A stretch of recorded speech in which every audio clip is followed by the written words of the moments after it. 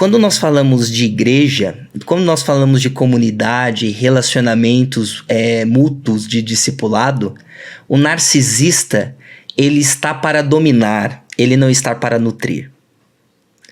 O narcisista, ele está para cooptar para si e nunca para dar-se pelos outros. E por isso que as igrejas morrem, por falta de nutrição. Começa agora o BTcast. Teologia é nosso esporte. Muito bem. Começa mais um BTcast, o de número 580. Quanto? O de número 584. Eu sou o Rodrigo Bibo e me sinto um pouco narcisista. Olha, sabe quando vai dar check? Ah, não, isso não. Ufa, graças a Deus. E eu sou o Luiz Henrique e a sanguessuga tem 3 filhos, Dá e um narcisista. Caramba, mano. Lembrei daquele hino. Dá. Os auges dos comerciais da Pepsi. Saudades. Eu sou o Gabriel Carvalho Chebeck e só o amor lança fora o narcisismo. Muito bom. Gente, estamos aqui neste BTcast que chega até vocês graças à distribuidora Plenitude. Sim, uma variedade enorme de livros evangélicos você encontra na Plenitude Distribuidora. Inclusive tem livros próprios, né, que eles fazem parcerias, como por exemplo esse aqui, Quando o Narcisismo Invade a Igreja, Cura para Comunidades que Sofreram Abuso Espiritual e Emocional, do Chuck DeGroat, tá bom? É um livro em parceria com a Mundo Cristão, mas que você só encontra na Plenitude Distribuidora. Aliás, a distribuidora Plenitude, ela tem um livro lá do... Como é que é o nome dele? Alma Sobrevivente, tá lá, exclusivo da Plenitude. Corra com os Cavalos. Cara, livraço esse, Corram com os Cavalos, enfim. E esse aqui agora do Chuck DeGroat, que é um livro triste de ler, mas com tons de esperança, e isso é maravilhoso. E a gente vai conversar um pouquinho sobre algumas coisas desse livro aqui. Bem, temos o Luiz, que já é da casa, já está aqui com a gente, tutor da Escola Bibotalk de Teologia, e direto do seu bunker revolucionário, Gabriel. Tudo bem, Gabriel? Seja bem-vindo. Muito obrigado. Levemente nervoso de estar aqui a primeira vez e com áudio de uma batata, que eu espero que melhore em breve. Mas é uma alegria. Eu agradeço imensamente o convite de estar aqui e falar desse assunto tão difícil, tão caro, que já fui vítima algumas vezes, mas que gosto bastante de falar sobre isso, principalmente levando em conta a necessidade de uma igreja saudável. Olha aí. Gente, não vai ter recado paroquial aqui nesse episódio, porque o recado paroquial a gente já deu. A distribuidora Plenitude tem milhões de livros lá, e eu agradeço muito, inclusive, essa distribuidora, porque, se eu não me engano, depois da Amazon, o meu livro é mais vendido lá, nessa distribuidora. Então é uma galera que... Foi assim que a gente se aproximou, enfim. Agradeço a todo o trabalho de marketing da Plenitude. Já gravei podcast. Inclusive, eles têm um podcast lá, que é um podcast onde eles entrevistam vários autores. Então tem uma variedade enorme lá de episódios. Boa parte da equipe Bibotalk já passou por lá também, aqueles que já lançaram livros. Então é isso. E galera, tá procurando livro nessa Black Friday? Tem várias opções e promoções na Plenitude Distribuidora. Beleza? Esse é o recado paroquial, tá dado. Mas, gente, vamos lá. Eu confesso que eu tava um pouco desconfortável em relação ao tema desse livro. Já era pra ter saído em outubro, mas numa primeira lida é um tema pesado, né? E a gente vem, assim, sabe o que é? É porque a gente, devido à internet, a gente tá tendo muitos casos, né, vindo à tona. Muitos casos de abusos espirituais, abusos de tudo quanto é parte. E é incrível como geralmente tem uma liderança forte por trás desses escândalos. É incrível como líderes que são flagrados em pecados, ou seja, provas incontestáveis, mas que ainda continuam no poder, assim. E as vítimas abafadas e esquecidas, entende? Com traumas para lidar, com várias coisas para lidar. E é uma realidade que a gente vive na igreja, infelizmente, né? Obviamente que isso sempre aconteceu na igreja, em alguma medida, porque o ser humano, desde que saiu do Éden, é um filho de Adão. Então, assim, só que é incrível como agora a gente tem, né, por conta dos meios de comunicação e da literatura de fácil acesso, a gente fica sabendo dos escândalos que aconteceram lá nos Estados Unidos, que aconteceram em Goiânia, que aconteceram em São Paulo, que aconteceram na minha e na sua vida, quem sabe. Eu quero começar com perguntas bem pessoais pessoais mesmo, porque sofrer na mão de uma igreja narcisista ou de uma liderança, mano, que pesado falar, né? Uma igreja narcisista, pode pensar que isso é possível, né? Uma igreja narcisista. Isso é um pouco assustador, mas enfim, a gente vai falar um pouquinho sobre isso também. Mas eu queria, o Gabriel, já que tá estreando aqui, falou que já foi vítima disso, não sei o quanto tu se sente confortável em falar sobre isso, Gabriel, se tu pode falar também, e a gente quer nomes, mentira, brincadeira. Vou evitar nomes aqui para evitar processos, mas tem duas histórias muito interessantes, porque atualmente, graças ao bom Deus, há alguns anos, eu estou dentro de uma comunidade muito saudável, de uma igreja presbiteriana aqui em Goiânia, igreja presbiteriana Bereia, e graças a Deus, nos últimos anos, isso tem sido um papo de paz, por assim dizer. Só que antes da minha vinda para a presbiteriana, antes dessa questão, eu tive um passado um tanto perturbado, principalmente porque na minha antiga igreja, eu não vou citar nome, justamente por ter problema, mas eu acho que ao longo que eu contar essa história, principalmente quem acompanhou a época vai saber. Então, era uma igreja, uma mega igreja, pautada muito em uma teologia extremamente da prosperidade, uma igreja neopentecostal em todos os níveis possíveis, em que você tinha toda aquela questão da recompensa da honra, que você tinha toda aquela questão de você chamar o pastor de pai, né? Então você já tinha toda essa estrutura extremamente complicada, muito difícil de lidar. E na época, eu falo isso hoje em dia, mas na época eu não enxergava isso, porque eu estava dentro daquele meio. Então, o que acontece foi que a partir dessa noção de uma liderança extremamente conservadora, uma liderança que toda vez que era criticada falava que só bate em árvore que dá fruto, então você estava batendo nele, era porque ele era o representante de Deus e fazendo o que ele queria. Até que ele foi acusado de assédio por uma das pessoas que eu conhecia e discipulava, porque à época eu estava como treinamento pastoral dessa igreja, para ser pastor dessa igreja. E quando isso caiu no meu colo, a única resposta que eu tive foi: denuncia. Vai a público, isso é um crime, vai na delegacia da mulher. À época eu ainda tinha acabado de terminar minha graduação em Direito na Universidade Federal de Goiás, então eu conhecia a delegada da mulher, falei: olha, vai lá, ela vai te atender bem, vai dar tudo certo. E deu certo, só que a questão era que era algo que precisava de publicidade para ir para frente, porque senão seria jogado de lado como um dos milhares de casos que a gente tem de assédio dentro da igreja, e entre outros locais que infelizmente é deixado de lado. O que aconteceu foi que esse caso estourou, e na hora que esse caso estourou, a primeira coisa que eu fiz dentro do grupo dos líderes foi: olha, o pastor tem que ser punido por isso, ele tem que ser afastado. Na mesma hora fui removido de todos os grupos. Recebi uma mensagem falando: muito obrigado pelo serviço, mas você não é mais bem-vindo aqui. E aconteceu que membros da igreja foram na porta da casa do pastor naquela noite cantar hinos de louvor em homenagem a ele, dizer que ele não estava sozinho. Então, Caraca, mano. Foi não, peraí, inexplicável. Ô, Gabriel, sabe o que é assustador? Porque a história que tu tá contando é exatamente a história fictícia que abre um dos capítulos desse livro. Mano, é muito assustador porque o Chuck, vamos chamar ele de Chuck, que é o nome mais legal, e eu acho legal o Chuck. O Chuck, ele começa um capítulo contando uma história que parece que ele tá narrando a tua história. Só que sabe o que é triste? É que ele mesmo fala: gente, essa aqui é uma história genérica, só que você pode estar lendo isso agora e pensar que isso tá acontecendo exatamente... Não, que essa é a sua história. Porque é comum, né? É comum. E isso, cara, é um pouco assustador, né? Como é que um líder... como é que o narcisista, ele consegue, que é um transtorno, né? Eu não esqueci o nome agora, é TPN, né? Transtorno, o que é o TPN? Eu sei que tem a TPM. Personalidade narcisista. Isso, transtorno de personalidade narcisista. Ou seja, é um transtorno... não confundir com TPM, é TPN. Isso. Tá. Isso, ou seja, as duas coisas são complicadas, mas uma é um pouco natural, né, que também adveio do Éden, a gente lida com ela uma vez por mês, mas a TPN, ela é danosa, ela é perniciosa, essa é a palavra que eu aprendi com o grande clássico, filme maravilhoso, Compramos no Zoológico, que quem não gosta tá errado, e lá eu aprendi essa palavra pernicioso, ou seja, causa um dano gigantesco, porque, mano, como é que pode... anúncio, denúncias, assim, vamos lá, gente, denúncia é uma coisa, tem que ser investigada, de fato. A gente tem que tomar muito cuidado com o fórum da internet, até porque agora amigos, né, amigos meus estavam sofrendo agora denúncias e tal, e a gente fica triste e tal, cara, mas vamos lá, o que aconteceu? Isso tem que ser investigado. O problema da internet é que a gente já pega a denúncia e já cria um caso e já dá a sentença, né, no tribunal da internet, a galera é tudo muito apressada e tal, a gente tem que tomar cuidado, pessoal. Até porque um dia pode ser você.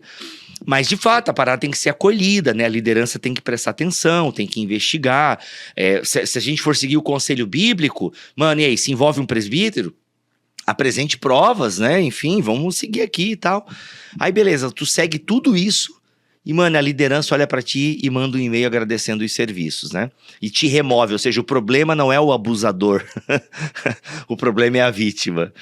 E, cara, como é que o narcisista consegue, mano? Eu fico pensando isso assim, como é que o narcisista, ele consegue olhar porque será que ele não tem noção de quão errado é isso, assim, e, tipo, ou ele tem e consegue passar por cima disso, sabe? É assustador um pouco, meu. Para comentar um pouco sobre isso, eu acredito que o Gabriel já trouxe na sua história de que ele mesmo não enxergava isso, e nós podemos alinhar com o seu comentário, Bibo, de que é triste que nós tenhamos livros, editoras que investem em trazer esse tipo de literatura. É uma literatura que é desconfortável, é uma literatura que muitas vezes revisita feridas, revisita dores, mas graças a Deus por isso. E por que graças a Deus por isso? Porque a gente pode olhar para as pessoas que estão dentro de determinados movimentos que muitas vezes elas só se darão conta de que aquele movimento, de que aquela liderança, de que aquela igreja, de que aquela comunidade, ou até mesmo que ela seja maléfica em relação aos outros. As pessoas, elas têm isso. Elas demoram para acordar. Todos nós demoramos para acordar. Gabriel é um exemplo disso aqui, né? De que eu não percebia isso. Até que explodiu uma coisa que orientou os meus olhos para a consequência de toda uma estrutura. E aí, ao olharmos para o narcisismo, o narcisista, ele é caracterizado por alguém ou por um funcionamento, um mecanismo em que ele realmente não se acha tudo isso, tá? No sentido maléfico, no sentido negativo. Às vezes encontra, mas passa por cima por causa de um ideal. Mas o narcisista, ele está dentro de uma estufa. É um ecossistema ou ecossistemas já existentes ou pré-existentes, ou que ele mesmo constrói, para que alimente essa falsa percepção a respeito de quem ele é como líder. E aí, quando nós olhamos para as igrejas são reflexo, muitas vezes, da liderança que é plantada. É muito difícil nós termos igrejas saudáveis que surgem com líderes com intenções secundárias ou pecaminosas no coração. Muito difícil. Pior ainda é termos igrejas saudáveis que tocam no piloto automático aquilo em um DNA plantado por pessoas que estavam mal intencionadas desde o começo. Tá, ô Luiz, eu acho legal a gente explorar um pouquinho essas tuas duas colocações, até porque o Chuck, ele fala no livro dele como, né, o TPN, né, o transtorno, como é que é, psicotrópico? Transtorno de personalidade narcisista. Isso, como o TPN, ele tá presente na galera que planta a igreja, né? Ou seja, como plantadores de igreja podem, né, facilmente se render a TPN e tal. Então é legal, acho que tu explorar um pouquinho essa tua fala, até pra gente entender um pouquinho melhor o que você quer dizer quando diz que igrejas que foram plantadas com segundas intenções. Eu não entendi direito o que você falou ali. Então, quando nós olhamos para o movimento de plantação de igrejas, é comum vermos pessoas que sejam puras de coração, no sentido de eu querer ver o evangelho se manifestando, o reino de Deus alcançando lugares ao qual você não tem comunidades saudáveis ou você não tem nenhum tipo de alcance. Plantação de igreja, inclusive, é um tema que ganhou, que teve uma efervescência nas últimas décadas diante de uma aparente secularização em nosso país. Plantação de igreja é um boom, é um fenômeno. Porém, existem pessoas que se utilizam do tema e da boa vontade dos investimentos, sejam eles monetários, pessoais, sociais, de status, privilégios e tudo mais, que vem com isso, porque sim, é uma dificuldade. Mas se você tem alguém que confia no seu projeto, está disposto a dar de dinheiro a pessoas, isso também acaba ganhando um espaço para que pessoas mal intencionadas utilizem isso como degrau para a própria satisfação. Na minha abertura eu falei, né, que a sanguessuga tem 3 filhos, né? Dada e o narcisista. Qual é a ideia de Provérbios 31? Provérbios 31? Ih. Qual é a ideia do texto em Provérbios?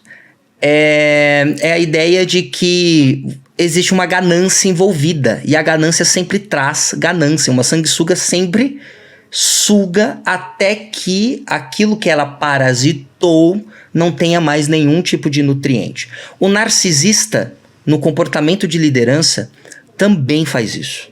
Ele suga todos os nutrientes, às vezes evidenciando uma porção mínima daquilo que ele destina realmente em retorno e edificação e mantendo o resto só para manter as aparências. E a partir disso, essa pessoa acaba ganhando mais e deixando a igreja em uma miséria ou pobreza, seja ela monetária, seja ela espiritual, seja ela em relação a perspectivas, evangelho. Por que eu estou comentando isso?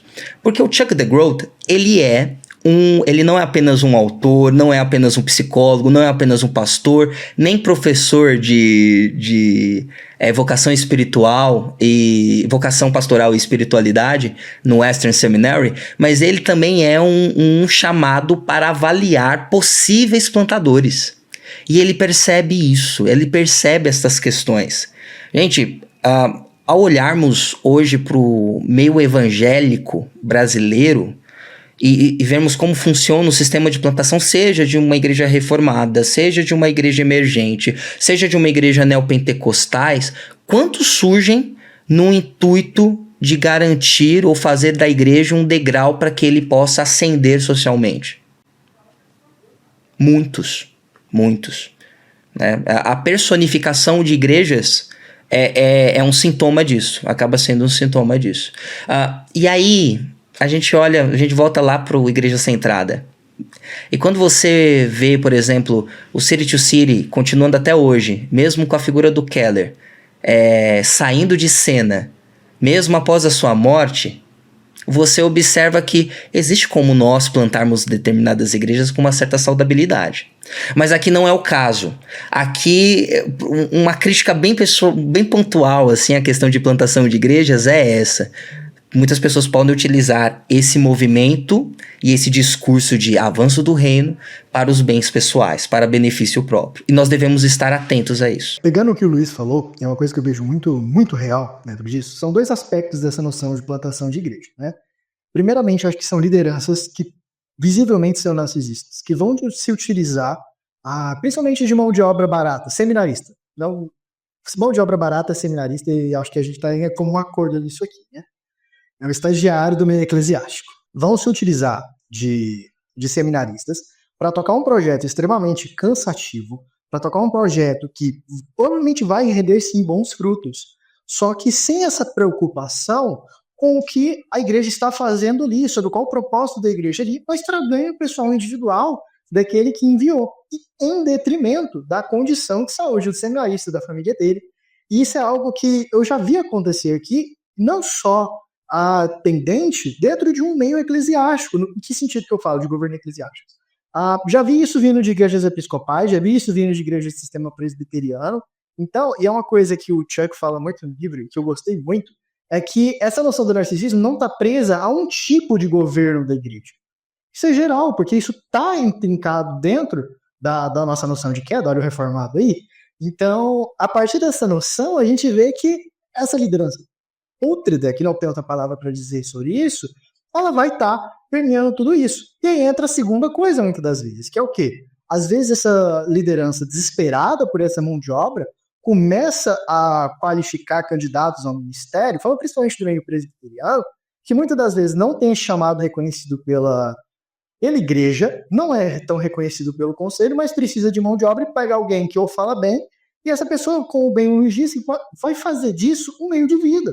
Vai fazer disso um meio de crescer, um meio de alcançar outros patamares, em detrimento de muitas das vezes nem ter um chamado a esse sagrado ministério, e que a gente sabe quais as consequências disso na ponta da lança, quando a gente vê uma igreja totalmente destruída no segundo caso, ou quando a gente vê uma igreja, pela glória de Deus, frutificando, mas o adoecimento de quem está cuidando daquilo com alma, com amor, com coração, mas está sendo enviado e massacrado por alguém que não está com o coração nisso, mas está com o coração só em si. Eu assino embaixo, não apenas com essas considerações, mas eu aprofundo uma coisa a mais. É de que aquele que é chamado para cuidar não pode ter...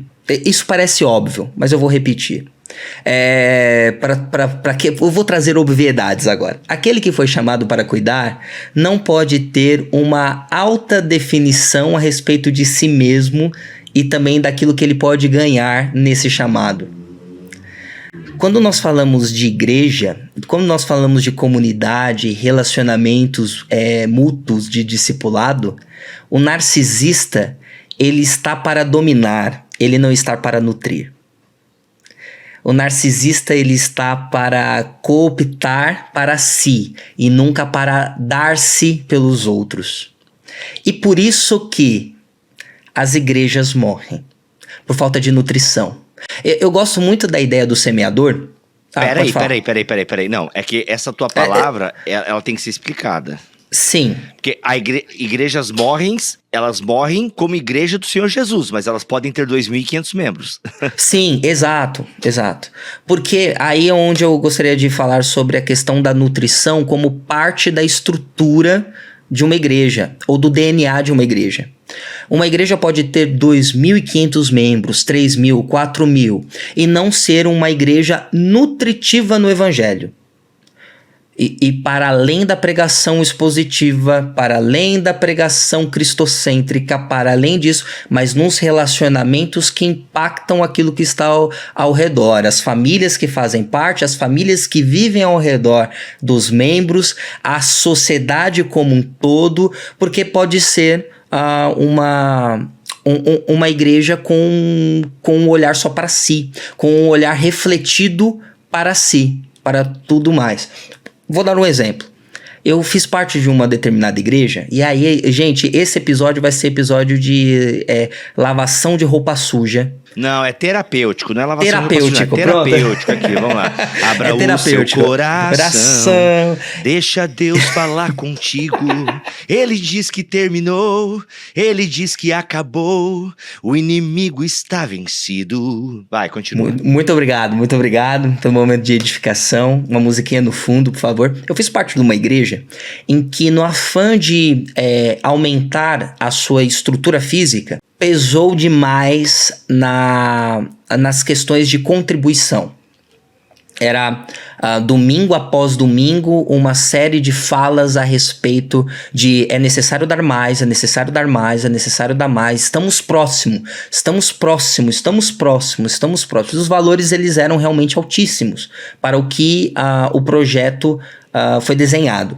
Mas a questão é que aquele que estava à frente fez isso no afã de construir algo maior e esqueceu de olhar para aqueles que estavam abaixo e que ele foi chamado para cuidar, e o desconforto e mágoa que acabava gerando em determinadas pessoas. Mas não apenas isso, este líder também foi cegado, e aí é onde tem um aspecto do narcisismo, né? O narcisista, ele não vê a realidade como ela é de fato. Ele sempre vê através de um espelho muito encantado a si mesmo. E ele se cegou em prol de é necessário fazer isso porque acaba sendo uma obra de Deus para a manifestação do reino de Deus e tudo mais. E aí ele pesou e pisou em determinadas pessoas para alcançar esse meio. Hoje, a igreja conseguiu mudar. Hoje, eles conseguiram. E várias pessoas entram lá, milhares de pessoas entram lá sem saber desse passado. Mas e tem uma plaquinha lá, esse templo foi construído sobre o cemitério de crentes? Não, deveria. Não, deveria. Não, aqui eu tô ácido. Eu já lembrei o Liberta-nos, o Farol duplicando a carga de trabalho lá dos israelitas. Cara, sabe o que é? Porque eu também fiz parte de um movimento onde era muito comum que o legado do pastor fosse o novo templo. O legado desse cara não eram crentes saudáveis, crentes que amavam a Jesus, que serviam a Jesus e a comunidade, mas era a plaquinha que tinha na entrada do templo. Esse templo foi edificado sob o pastor fulano de tal. Entende? Cara, era muito comum mesmo no movimento do qual eu fiz parte. E é muito triste, assim. Agora, o que eu quero somar tudo que vocês estão falando aí, e por que o narcisismo... Eu falei disso com o Cacau num BT Papo, ou sei lá quando eu falei, se foi... Eu já não sei mais o que é BT Papo, o que é vida real. Aliás, o BT Papo é real, né? Mas ele é virtual. Porque às vezes, como eu encontrei tanto o Cacau esse ano, que eu já não sei mais o que a gente conversou em saguão de hotel, ou a gente conversou no BT Papo. Mas eu tava falando que, realmente, cara, é um risco muito grande. Porque, de fato, a pessoa pode ser motivada a buscar o ministério num primeiro momento pelo encanto. E eu acho até que isso é meio autobiográfico, sabe? Eu olhava aqueles homens lá no púlpito falando e cheios, né, de autoridade e eu falava, mano, que legal, eu quero isso. Mas o meu sentimento, ele era um sentimento assim que tinha aquele verniz de glória, não, é pra glória de Deus, eu quero ser um servo na casa do Senhor e tal. Só que depois tu vai crescendo e vai tendo um pouquinho mais de autoconhecimento e tal, e tu percebe, cara, sabe? Tu percebe assim que lá no fundo tinha lá aquele menino que nunca teve aprovação do pai, entendeu? Que nunca teve pai direito. Tinha lá aquele menino que sempre que queria chamar a atenção, que precisava de palavras de afirmação e tal. E aí tu vai se flagrando de algumas coisas. E é por isso que é fundamental, de fato, quem pensa o ministério, ter amizades verdadeiras e ler coisas como, por exemplo, o Chuck aqui, o Chuck the Growth, pra você, cara, mano, eu percebi que eu tava nesse caminho e tal. Porque senão tu realmente se mata nesse rolê aí. Porque é disso, assim, às vezes a motivação, ela tá um pouco misturada com coisas verdadeiras, boas, sabe? Aquele que almeja o ministério, almeja coisa boa, mas tá lá no meio uma erva daninha, entendeu? Olha, cara, que desgraça, mano. Ô, Adão, uia, né? Sabe, lá no meio tá um pouco essa erva daninha do narcisismo. Porque, cara, a introdução do livro, ela me deixou um pouco assim, mano, eu sou narcisista, velho? Aí depois tu vai fazendo um checklist. Ah, não, beleza. Não, eu só gabaritei 2 aqui da lista, entendeu? Então, assim, mas isso quer dizer o quê? Narcisismo em potencial. Então, assim, é muito maluco isso, assim. Por isso que é importante podcasts como esse, livros como esse, em uma igreja chamada Tov. Eu sei que a propaganda é desse livro aqui, mas lá na Plenitude você pode comprar também uma igreja chamada Tov, que é um livraço, enfim. Porque isso é muito complexo, assim. Então, quem vai plantar a igreja precisa estar muito certo do motivo. E assim, cara, é só Deus, né? Deus há de julgar, né? Os vivos e os mortos. Mas, gente... vamos... Não, Bibo, deixa eu pontuar um negócio aqui que eu acho muito importante. É que toda vez que nós olhamos para um ministro ou para um plantador de igreja, ou olhamos para alguém que quer criar uma comunidade de fé saudável, ou aparentemente saudável, relevante e tudo mais... Nós avaliamos muita coisa. Geralmente é externo. É oratória, é retórica, é beleza, é o que veste, é o que consome, seja em mídia, seja em alimento, aonde vai, quais são as suas amizades, quais são os seus pensamentos, qual a sua filosofia ministerial. Mas pouca coisa, aliás, nós não cobramos autoconhecimento deles. É muito interessante isso, ao ver, e gente, eu estou no seminário e é muito interessante como muitas vezes nós começamos com uma turma muito grande, no meio do curso o pessoal, cara, não é pra mim não, e a pessoa desiste, não, a pessoa sai. E que bom que isso aconteceu.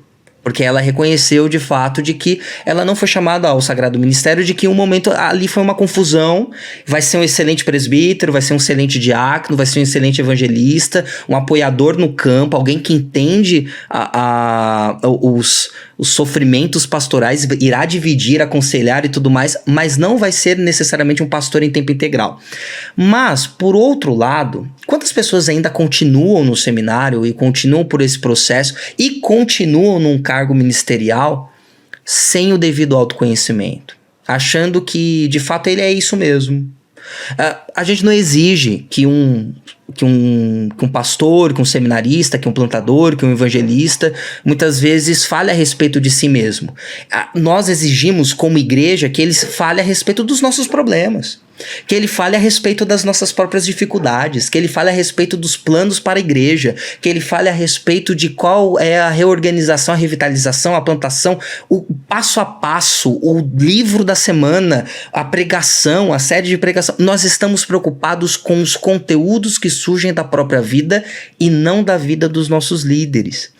E por isso que esse livro ele é importante para toda igreja, para presbíteros que avaliam candidatos, para presbíteros, candidatos seja um sagrado ministério, seja também para assumir a igreja, para seminaristas se reconhecerem, para pastores se reconhecerem e falarem, gente, será que eu sou isso mesmo?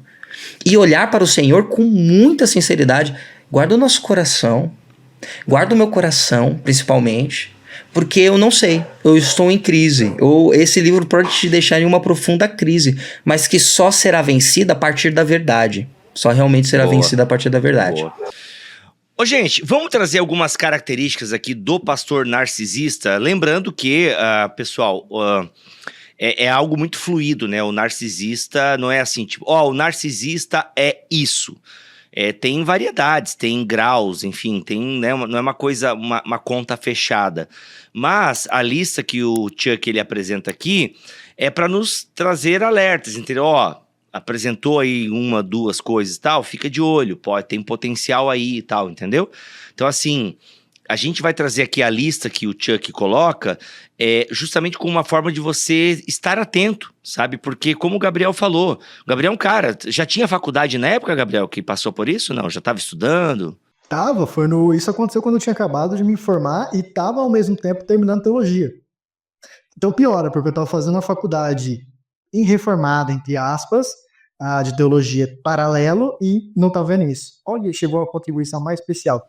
Olha aí, agora sim, agora esse podcast tá legal. Olha aí, pronto, vai dormir um sono ainda. Aí sim, fez o que todos nós gostaríamos de estar fazendo agora. Cafezinho, sono e uma Netflix. Então, cara, o que acontece? Percebam, é uma pessoa instruída e tal, né? Fez direito, é um cara que leu pra caramba, fazendo já teologia, mas estava imerso numa cultura. E é isso, gente, tem muita gente que tá envolta num relacionamento tóxico, num relacionamento abusivo e não percebe, porque acha que é normal, acha que são as coisas da vida. E é isso. Então a gente vai trazer aqui algumas características que o Chuck coloca no sentido de você prestar atenção, sabe? Você abrir o seu olho, de você, mano, tá fechando esse negócio aí, hein? Miro, só uma coisa, pegando o que você falou aí em relação a essa questão de perceber, né? É uma coisa muito interessante, porque eu gosto de comparar isso, e aí pegando um pouquinho da prática, eu trabalho basicamente todo final de semana de plantão, que são audiências de custódia, e principalmente em casos de violência contra a mulher. E esse paralelo vai fazer sentido. Porque muitas das vezes que a gente vê é que chegam denúncias de violência contra a mulher, e no momento em que você vai ver se aquela mulher pediu medida protetiva ou não, ou seja, do agressor ficar distante dela ou não, não é recorrente, não é a maioria, mas existem casos em que a mulher não vai pedir essa distância por uma questão quase sempre de dependência emocional, que é onde, por exemplo, dentro da Defensoria Pública, que é onde eu trabalho, a gente caminha para o Centro de Atendimento Multidisciplinar. Ela vai ter todo um apoio psicológico e tudo mais. E é incrível, com uma situação de violência absurda, de física, ela vai ter um paralelo com essa noção de violência eclesiástica, de domínio eclesiástico. De que, muitas das vezes, e aí eu pegando um pouquinho o que o Chuck vai falar, que o pastor narcisista, ele vai usar da história dele, ele vai usar de como ele fez parte da história da vítima ali para manter ela debaixo desse poder, né? Então, é muito bizarro para a gente ver como esses métodos de dominação desses narcisistas são os mais variados, chegando a abusos extremos e que a gente fica chocado. É triste demais, gente, é triste. Enfim, a lista... Vamos gente, lá, gente. Esse episódio não é pra ser alegre, não é. Esse episódio é pra pesar mesmo. E assim, se esse é o seu primeiro podcast que você tá ouvindo do Bibotalk, tem coisas mais legais. Tem coisas mais legais. Só que esse aqui é o tipo de podcast essencial. Aliás, em 2020, o BTcast mais ouvido no Spotify foi sobre igrejas tóxicas. Que é um episódio também, assim, sensacional e que abriu, hein, cara? Aliás, o BTcast, E o meu livro, Deus que Destrói Sonhos, eu já recebi muitos testemunhos que pessoas tiveram contato com esse tipo de conteúdo e se perceberam em igrejas não saudáveis, entendeu? Então Então percebam, galera, esse tipo de conteúdo serve para isso, assim. Vamos lá. O Chuck, ele coloca aqui uma lista do pastor narcisista. Eu vou ler todas, depois a gente explora um pouquinho cada uma delas, ok? Primeira, centralização de todas as decisões. Líder centralizador, comanda tudo, tem controle de tudo, entendeu? 2, impaciência ou incapacidade de ouvir outros. Delegação de tarefas sem autoridade compatível ou com limites excessivos. 4, forte percepção de mérito. 5, percepção de que os membros competentes da equipe são uma ameaça. 6, necessidade de ser os melhores e os mais inteligentes. Esses primeiros 6 pontos o Chuck pega de um outro autor. E aí, com base na experiência dele de entrevistar vários candidatos, entre outras coisas, ele coloca mais 4 pontos. Incoerência e impulsividade, elogio e reprovação, intimidação de outros, falsa vulnerabilidade. Então são aí os 10, né? 10 pontos do líder narcisista, segundo o Chuck. Meus amigos, vamos dar uma pincelada rapidinho em cada uma delas, só pra galera ter uma noção? Tá, a gente poderia escolher uma e pincelar com mais profundidade, o que você acha? E aí deixar o pessoal pro pessoal comprar livro e ler. Gente, de verdade aqui, a gente não tem como passar nem pela metade do livro, até porque a gente tá focando aqui só no sintoma. Então esse episódio aqui é focado no sintoma. O livro, ele tem o sintoma, mas ele apresenta caminho de cura. E isso aqui é muito legal, tá bom? Então esse episódio é para despertar você o interesse, saber que existe literatura no tema e que há propostas e caminhos para a cura. E o Chuck, ele apresenta aqui, tanto que o subtítulo é Cura para Comunidades que Sofreram Abuso Espiritual e Emocional. E você encontra esse livro só na Plenitude Distribuidora com o link do Bibotalk, que está aqui no YouTube e também em bibotalk.com. No Spotify não tem link, tá bom? Vamos lá, gente. Qual vocês querem? Vamos pôr pontos e aí vocês exploram a que vocês se sentirem mais explorados. Tá ok. Eu gosto muito do 4º ponto, que é forte percepção de mérito. 4º ponto porque eu não gosto desse ponto, mas seria legal explorá-lo, viu? Eu não sou esse cara. Gente, pelo amor de Deus. Muito bom. Mas vamos lá. Então a gente foca no 4, mas vamos lá. Centralização de todas as decisões. Responda para si mesmo. A sua igreja sobreviveria sem o pastor que prega todos os domingos aí? É um negócio muito interessante, porque tem igrejas, inclusive, que procuram pastores que têm uma família ativa. Só que qual é a grande questão? Se o pastor sai junto com a família, a igreja morre. É muito, muito interessante ver determinados movimentos de igreja. Você tem uma boa família, o filho canta, a filha toca, o neto faz escola de EBD, enfim. Aí vem um monte de gente. Quando esse pastor ele vai para um outro lugar, a família vai junto e aí a igreja retorna. Mas essa centralização de todas as decisões não é esse caso. Mas muitas vezes as igrejas querem que o pastor faça isso. E aí é onde entra a dinâmica. Vou dar um exemplo espiritualizado disso. A visão do pastor não é essa. Vamos seguir por um outro lugar. Coloca tudo na conta do pastor, é homem de Deus, e seja o que Deus quiser. E às vezes o pastor utiliza-se disso. Só um disclaimer, galera. Quando é uma plantação de igreja, no começo às vezes vai ser isso mesmo, tá? O pastor ele vai dar o apito, ele vai cobrar o escanteio, vai pra área pra cabecear enquanto defende a cabeça. Então assim, quando é uma igreja que está começando, é normal o pastor assumir várias funções e ter que cuidar de tudo sozinho. Só que se é um pastor com o coração no lugar certo, ele vai, trabalhar para que cada vez mais coisas saiam debaixo da sua, ali capa, debaixo dos seus afazeres. E tudo bem, o pastor pode continuar. Eu não sou contra o modelo episcopal, tá, pessoal? Ainda que eu acho que seja um modelo que favoreça o narcisista, o modelo episcopal de igreja, onde o episcopo manda e desmanda, e ele é tido como grande homem de Deus. Eu já ouvi pelo menos assim, em flash, como diria o americano, mentira, eu já ouvi pelo menos umas 3 vezes, assim, em situações muito sérias, né? Bem, nós não devemos questionar o homem de Deus. Gente, essa frase, se você já ouviu isso na sua comunidade, não podemos questionar o homem de Deus, isso é um indício fortíssimo de que você ou está numa comunidade tóxica ou você tem um líder tóxico narcisista, tá? Porque essa frase, ela cala você de um jeito espiritual. Cara, você vai questionar Deus? Você vai questionar o homem que Deus colocou à frente desse trabalho? Olha o que esse homem fez pela sua família. O teu marido não estava nas drogas? O teu filho não estava isso? Você não tinha isso? Entende? Então, assim, percebam como é um discurso completamente perigoso.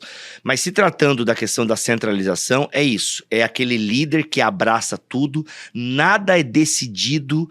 Tipo assim, o cara, ele até delega tarefas, mas no fundo quem decide é ele. A delegação é só para dizer que ele delega, mas a pessoa não pode escolher nada, não pode fazer, ela não tem dependência no trabalho dela. Gente, isso é muito triste.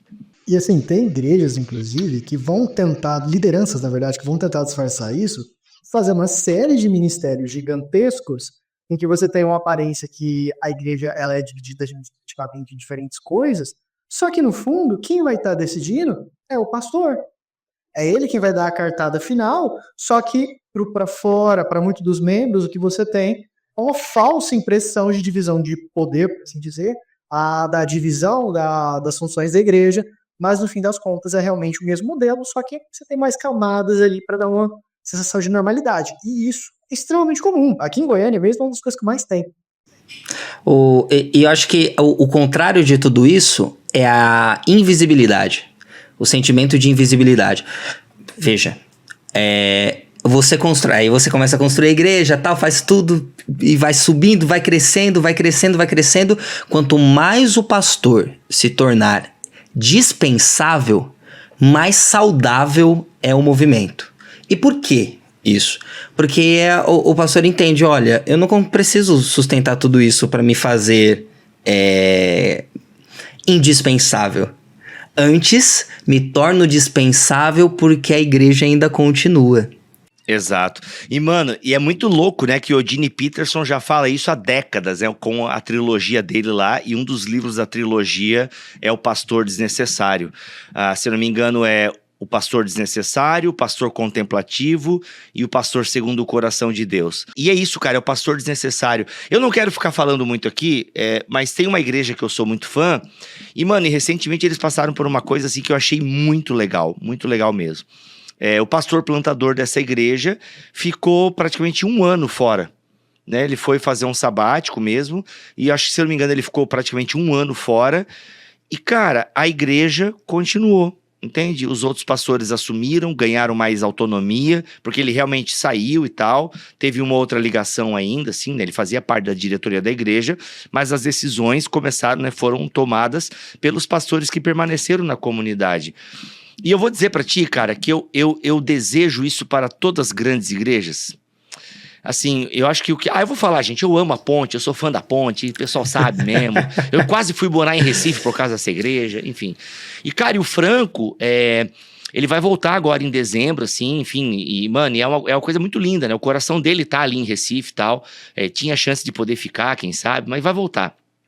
Mas eu achei muito lindo que o Digo, o Bruno e outros pastores da comunidade, mano, é isso, a comunidade sentiu, obviamente, o Franco é um líder carismático, é aquele cara que, sabe, é um grande plantador de igreja, é um cara que sabe muito isso. Até falei, bicho, cadê o teu curso de plantação de igreja? Tu é o cara pra isso, pra ensinar e tal. E aí, mano, mas a igreja sobreviveu, claro, passou um baque, sentiu falta, né, o Digo assumiu, né, um pouco mais a liderança, e aí pregar todo domingo. E, mano, e foi legal, todo mundo cresceu, todo mundo se desenvolveu, né, o Franco descansou, com certeza amadureceu, o Digo, né, trabalhou mais, mas aprendeu mais e tal, e a igreja ganhou outros ritmos e tal. E, mano, vou te dizer, desejo isso pra toda igreja grande, sabe? Porque eu acho que isso é saudável, a igreja mostrar que a igreja é de Jesus mesmo, e não do líder, sabe? Que, não, a gente sobrevive aqui sem o líder, pode ir, pode descansar, vai, porque o Senhor dessa igreja aqui é Jesus, sabe? Enfim, Muito legal, Não, né? isso é legal. Esse é o meu sonho de princesa do Netinho, assim, de montar uma igreja no nível em que eu... Acabou, se eu sair, toca fácil, vai. Exato. Fácil, novos líderes, pessoas novas, para as novas gerações. Só peço uma coisa, me dá uma geração e acabou. Senhor, me dá uma geração e acabou e faz com que meus olhos vejam novos ministros nascendo.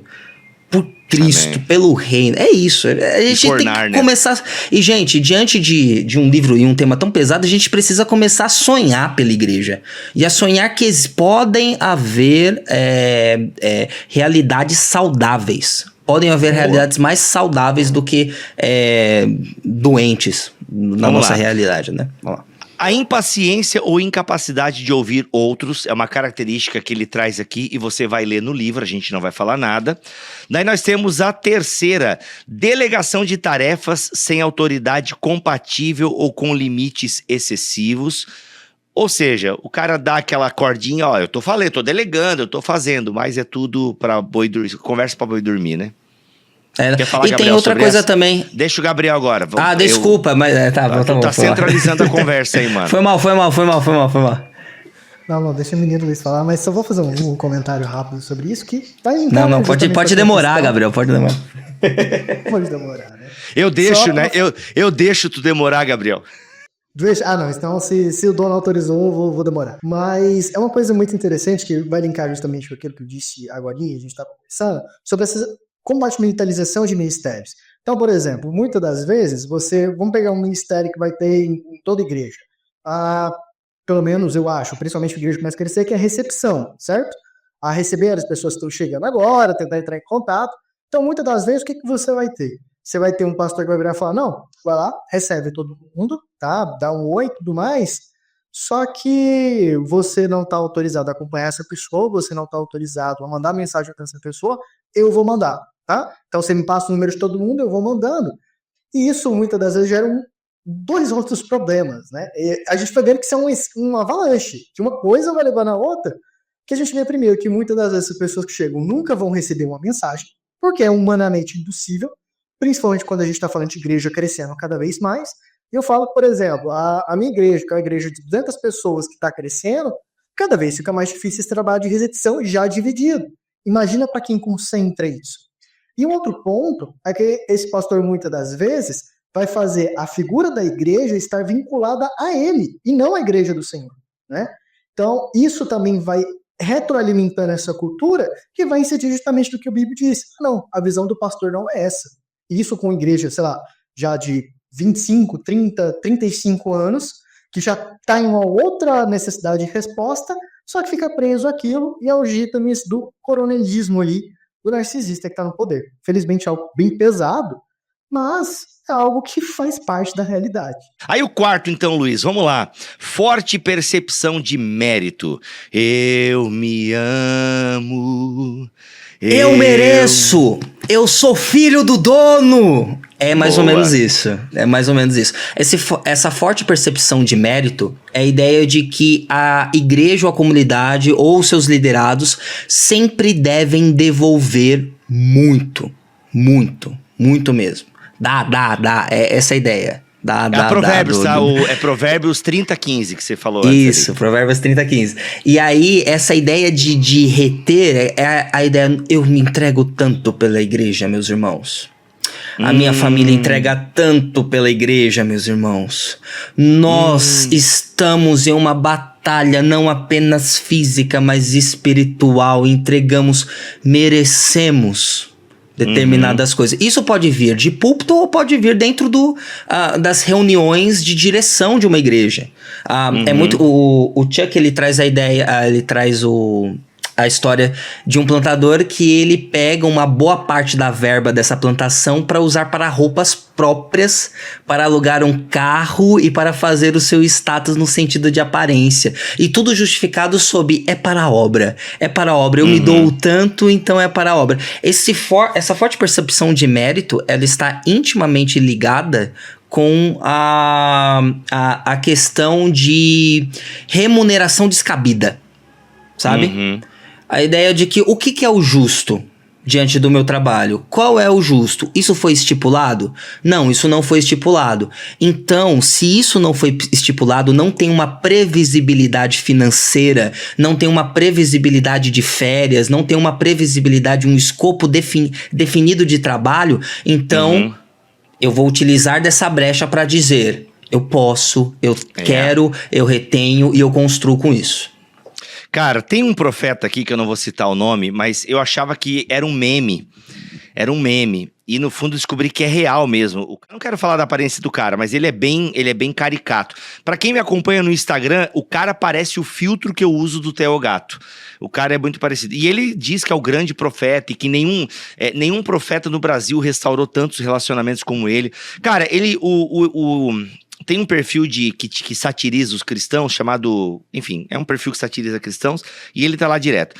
Mano, aí um amigo meu mandou: não, cara, esse cara é real, não é meme. É porque tem um pessoal que emula coisas da teologia da prosperidade, mas é de zoeira. Tem um casal que ficou até famoso com o balão do gás hélio, lembra? Mas é de zoeira e tal. Inclusive tem aquela música, Solta o Cabo Danal. Vai lá, Danal. Danal era um homem que precisava soltar. Gente, aquilo ali faz parte de uma música que é justamente criticando pastores que não entendem nada de Bíblia e tal. Então aí eu falei: mano, esse cara é uma piada ou ele é de verdade? Não, mano, ele é de verdade. E aí, cara, eu entrei um pouco no perfil dele, e aí o cara tem casão e carros importados, entendeu? Mustang, que carro que ele tem aqui? Peraí. Corvette. Aí, enfim, mano, eu entrei no perfil dele, e aí o cara mostrando o quanto que ele tem de luxo. Ele tem Corvette, eu tenho uns carros que eu não sei o nome lá. E, mano, ele anda de helicóptero. E aí ele falando... Por que eu tô trazendo isso à tona? Tem a ver com a fala do Luiz lá no começo. Toda a riqueza que ele tem dos dízimos e ofertas e campanhas e sei lá o que ele vende e tal, além da fé, ele diz que aquilo é justificável porque ele é um homem de Deus. Entende? Então ele merece ter o carro de luxo, ele merece ter o casão que ele tem. E, mano, é muito engraçado porque ele se filma assim, saindo do carro, em câmera lenta, sabe? Tipo, dirigido por Michael Bay, assim, saca? Então, e é muito assustador isso, assim. E nesse vídeo aqui especificamente, ele faz um monte de caridade, né? Ele tem abrigo para isso, ele paga a conta de luz dos membros e tal. Então, pelo fato dele fazer a caridade, ele merece ter carros importados, porque não é um, ele tem mais de um, ele tem carros importados e mansões e tal. E aí, mano, você vai ver os comentários, assim, tem muita gente criticando, obviamente, mas tem lá os membros da comunidade. Não, grande homem de Deus, eu mesmo era endemoniado e o demônio saiu da minha vida e tal. É isso, cara, é bem punk. Então, forte percepção de mérito é uma característica do líder narcisista. Depois, percepção de que os membros competentes da equipe são uma ameaça. É o clássico, né? É o clássico. Reconhece o potencial, chama pra perto e apaga a pessoa, né? É impressionante. Ele até capta, né? Você até capta muitas vezes esse líder, você até dá um palco pra ele, mas você sempre deixa bem claro quem é que manda. Ou até faz um esforço para descobrir um podre dessa pessoa e depois a ameaçar com esse podre, né? Uma parada bem máfia mesmo. É tipo isso, assim. Mas, enfim, querem falar alguma coisa sobre esse ponto aí? Até porque, por exemplo, o Luiz é um cara que pode passar muito por isso, né? É um aspirante ao ministério. E pode se ver mesmo, né? Tipo, esse cara é bom, vamos abafar ele aqui. Eu já passei um pouco por isso também no meu tempo, que eu era mais jovem e tal. Tipo, tanto que uma das igrejas que eu congreguei, eu amei congregar nessa igreja porque o pastor não me via como ameaça, sabe? Então era um cara que me respeitava muito, mas também, tipo, não tinha medo da minha presença na comunidade, tanto que me chamou até pra perto dele, sabe? E foi muito legal, assim. Mas, contrapartida, muitos outros me chamaram pra perto para me silenciar, entendeu? Tipo, o meu estágio na faculdade, eu não preguei. Eu passei 6 meses e eu preguei acho que uma vez, que foi só mostrando pra comunidade que eu cheguei. Depois eu fui jogado num canto do ministério lá e lá não fiz nada. Eu nunca vi tanto filme no meu estágio da faculdade como... porque eu não fiz nada, eu fui literalmente jogado num canto lá, entendeu? Porque não vamos deixar essa luz brilhar aí. Talvez, não sei se eles pensavam isso. Mas vamos lá, querem falar alguma coisa sobre isso? Não. Vamos lá. Vamos passar, já tem 1 hora de... Vamos lá, necessidade de ser os melhores e os mais inteligentes. Diga aí. Mas, enfim, só comentando uma coisa bem rápida em relação a isso. Uma coisa que eu tava conversando com minha esposa, psicóloga, assim como a esposa do Luiz, tem os dois maridos de psicólogo aqui, e conversando com ela sobre principalmente o segundo capítulo, e ela me falou uma coisa muito interessante que eu não tinha me tocado, e que linka exatamente com a fala introdutória do livro, que todos nós somos narcisistas. Todos. A gente é narcisista. Em alguma medida ou outra. Só que quando a gente vai entrar nesse aspecto de querer ser o mais inteligente, o mais sábio, o mais reconhecido, isso vai muito além, eu acho, da liderança. Porque isso vai entrar numa questão de, por exemplo, muitas das vezes você vai ter uma liderança sim saudável. Uma liderança que não se importa com o que está aparecendo, mas você vai ter uma série de pessoas que estão ali ao redor brigando umas com as outras, querendo aparecer para deixar claro que elas são as mais inteligentes, que elas são as melhores, e ficam disputando isso a tapa no sentido de não importa quem está passando por cima. Eu sou o melhor e eu quero ser o melhor nisso. Então veja, eu acho isso tão perigoso, porque isso não está restrito, assim como os outros não, mas eu acho que esse é o mais alarmante. Isso não está restrito a uma liderança, porque isso surge até mesmo em lideranças saudáveis. Porque a igreja, ela é um lugar que você vai ter uma série de pecadores. A igreja é a casa de pecadores, ponto final, a gente sabe disso. E dentro dessa casa de pecadores, mesmo com uma liderança saudável, com estrutura saudável, vão existir essas pessoas. E é onde tem que tomar muito cuidado.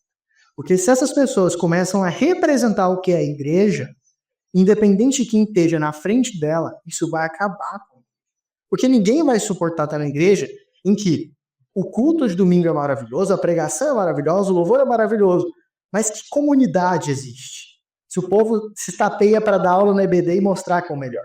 Se o povo se estapeia para mostrar que sabe mais do que o outro, e a postura de ensino dentro da igreja, que é ensinar o seu irmão, porque você teve o privilégio, graças a Deus, de estudar mais, se torna algo de, por eu estudar mais, senta a bunda e escuta.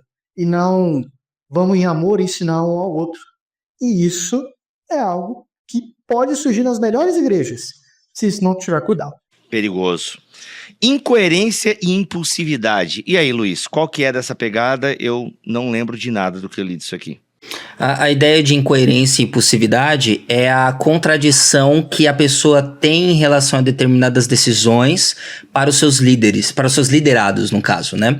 Então, a pessoa, ela fala uma coisa agora, e aí passam 2 semanas, ela muda e culpabiliza quem está debaixo deles por não ter feito, não ter entendido qual era o momento certo de mudar as rotas da igreja. Isso é muito claro, por exemplo, quando você não tem uma agenda previsível para a igreja. O pastor uma hora fala uma coisa, depois ele fala outra, depois ele fala outra, e às vezes no mesmo culto, em 3 momentos diferentes, você não sabe qual é a ideia adotar, e a ideia que você deveria adotar para si mesmo, para o crescimento da igreja, entendeu? Olha então, só, tem muito isso. E olha só o que o Chuck fala aqui. Os membros da equipe que expressavam perplexidade ou exasperação eram humilhados e considerados pessoas sem coragem e sem compromissos suficientes. As mudanças constantes no quadro de funcionários eram atribuídas à imaturidade e, uma vez que Jen era considerada por muitos uma pessoa extraordinariamente corajosa e profética, ela não tinha de prestar contas de sua liderança frenética. Ou seja, tem muita igreja que mata mesmo os voluntários, esquecem que a pessoa é... Cara, e aqui, eu não sei se eu posso contar essa história, mas... eu vou contar, velho. Eu vou contar. Conta, Bigo. Não, qualquer coisa corta. Qualquer coisa corta. Eu vou contar e depois eu vejo com o meu amigo. Mas, cara, um amigo meu, ele tá na escala de uma igreja. E, mano, às vezes quando ele tá na escala, ele canta, né, os cultos que tem lá na igreja. E, mano, ele falou que de vez em quando, entre um culto e outro, ele vai pro carro dar uma dormida, né? E aí, uma hora, um membro ali da equipe do louvor o questionou assim, cara, como é que tu não fica na pregação e tal? Porque tu vai pro carro dormir? Dele, porque eu tô morto de cansado, eu trabalhei a semana inteira. E aí, mano, eu já cantei de manhã, agora à tarde aqui eu tô com sono, vou lá dormir um sono. Mas e a pregação? Mas o pastor tá pregando ali também, e ele também pregou de manhã, ele também vai pregar à tarde, ele também vai pregar à noite. Ele eu cantei de manhã, eu vou cantar à tarde, eu vou cantar à noite. E a pregação é a mesma, eu já ouvi de manhã, tá tudo bem. E outra, era pra eu estar descansando agora, eu tô aqui servindo na igreja, né? Então tu vê que às vezes até as pessoas têm uma mentalidade, sendo que o pastor tem, né, o seu dia de folga, seja segunda, seja terça, seja quarta, uma boa igreja vai dar folga para o seu pastor pelo menos um dia na semana. E aí tu percebe, né, que a pessoa questiona o meu amigo porque ele não tá naquele frenesi ali e tal, papapá. Não, mano, deixa o cara dormir, tá certo? Ele já ouviu a pregação, já foi edificado, deixa ele dormir nas demais, entendeu? Então, assim, é essa coisa meio frenética, né? E tudo pra ontem, tudo tem que fazer, e vamos lá, é pro reino, o nosso descanso não é aqui. Olha, se você já ouviu essa frase, o nosso descanso não é aqui, fica o alerta aí também. E aí é onde Narcismo entra na estrutura, né? Aí são os outros que são os olhos daquele que comanda todas as coisas de um trabalho e desempenho total, né? Então... Exato. É complicado. Ô, Gabriel, elogio e reprovação. Vamos lá, já que você é casado com psicólogo também, manja disso aí. Rapaz, se eu falar besteira aqui, ela vai me matar depois, mas tá tudo certo. Mas uma coisa que... Primeiro, eu acho que esses pontos de identificação são muito necessários. Principalmente para quem quer fazer esse checklist de igreja, que a gente falou no começo. Mas eu acho que essa noção do elogio e reprovação, ela vai entrar muito nessa questão de retroalimentação de ego, né? Em que o elogio e o puxa-saquismo, sem a outra palavra, já bem resgatado, já está rasgado aqui hoje, ela vai ser a questão motora da igreja, né? Você não vai ter uma noção de desenvolvimento de igreja com base em pessoas que Deus deu dons, com base que Deus deu aptidão a essas pessoas, seja para ensino, seja para louvor, seja para diaconia, seja para todos os fatores. Não. A questão da distribuição da igreja, a questão do serviço na igreja, e que se torna algo de status e não de serviço, que já entra um problema dentro disso aí, entra muito mais em quem está elogiando o pastor, em quem está nesse aspecto de puxa-saquismo o tempo todo, e que vai coordenar isso. Então, entra mais uma vez no que tanto você quanto o Luiz falaram, que é uma igreja que está fadada a morrer. Infelizmente. E quantas pessoas mortas sairão disso, a gente não sabe. E o último qual que é, Luiz? Na verdade tem mais dois, que é intimidação de outros e falsa vulnerabilidade. Intimidação de outros, isso. Esse é o caso da intimidação de outros, pessoal. Todo pastor, todo líder eclesiástico, ele tem um determinado poder, seja um poder através do imaginário. Tem um BTcast maravilhoso falando sobre isso. Peraí. Pai, olha. Ai, cara, muito bom. Isso aí, criança, isso aí, gente. Muito bom. Fala, vou recomeçar. Quando nós entramos na questão da intimidação dos outros, é o uso da estrutura e do poder que a estrutura dá a determinados cargos para cercear a opinião e a pessoa em si. Existem pessoas que podem utilizar do próprio cargo para isolar uma futura liderança. Existem pessoas que utilizam do próprio cargo para poder abafar o crescimento de alguma coisa que não seja bom aos seus próprios olhos. Existem pessoas que utilizam uma estrutura como rolo compressor contra uma pessoa. É muito fácil utilizar CNPJ contra CPFs. Nossa, é isso aí. É isso. É muito fácil, muito fácil.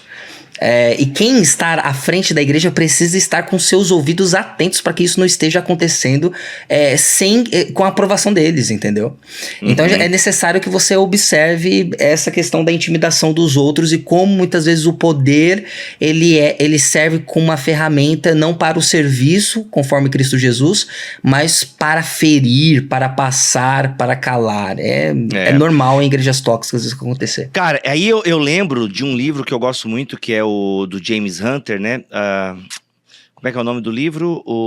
As lições de um monge executivo. Como se tornar um líder servidor. Eu tenho uma memória muito boa desse livro. Eu não sei como é que seria lê-lo hoje, né? Com a carga e o conhecimento que eu tenho hoje. Mas quando eu li há 20 anos atrás, eu gostei demais. Gostei demais mesmo, tá? Como se tornar um líder servidor. E ele fala da diferença do poder e da autoridade. O líder narcisista, ele vai exercer poder mesmo, um controle. Ele com um olhar, com uma palavra, e quando envolve a questão religiosa, né, a coisa fica mais difícil ainda, porque ele usa o nome de Deus para te intimidar, para te silenciar, para te expulsar, para te reprimir, entende? Cara, e como é que você compete com o homem de Deus? Sabe? É muito complicado. Ainda mais, gente, e aqui eu sei que é difícil de entender, mas se tem uma coisa que a carta de Paulo aos Coríntios nos ensina, é que é possível ter carisma sem caráter. E aqui que o negócio confunde e a coisa fica complicada. Porque sim, o líder narcisista pode ser um cara que prega bem pra caramba, pode ser um cara que sim, já entregou palavras proféticas assim, verdadeiras e se cumpriu.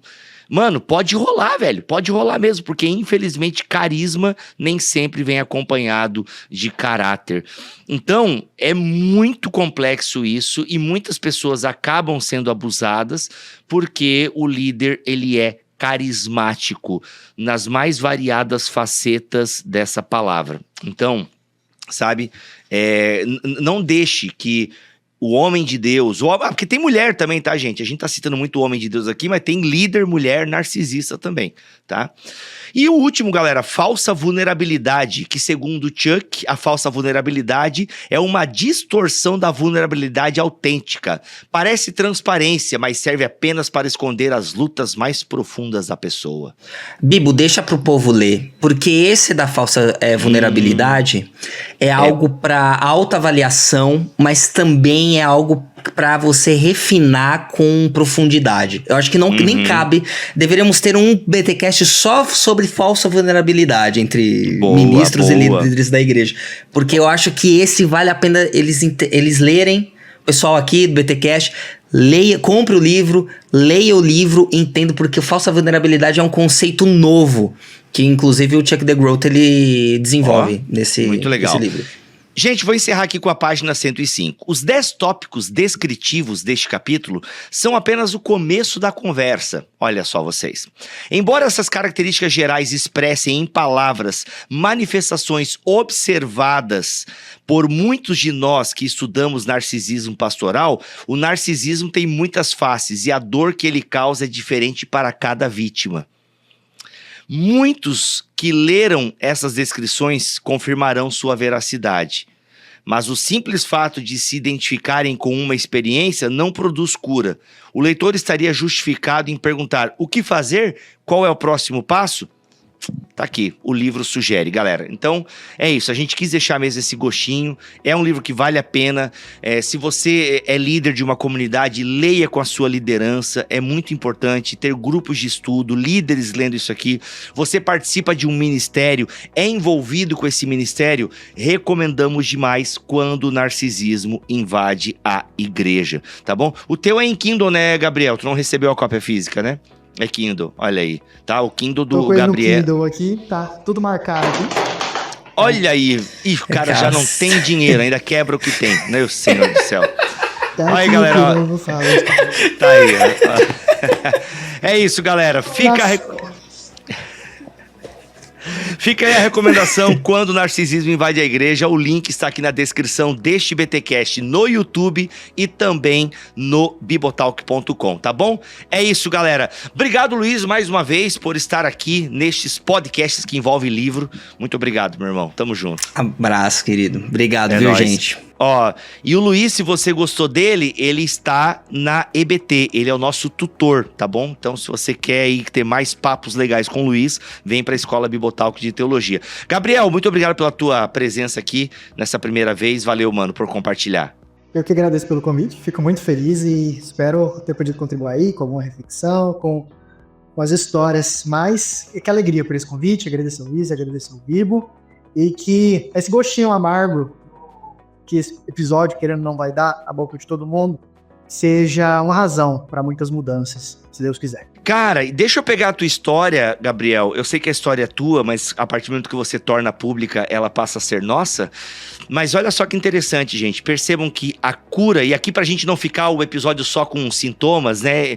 Talvez um pequeno passo para a cura para o problema de uma igreja tóxica é uma igreja bíblica, tá? Então a cura para alguém que foi machucado com a igreja não é sair da igreja, mas ser acolhido numa igreja bíblica, que foi o que aconteceu com o Gabriel, né? Pelo que eu pude entender do breve relato dele. dele aqui. É isso.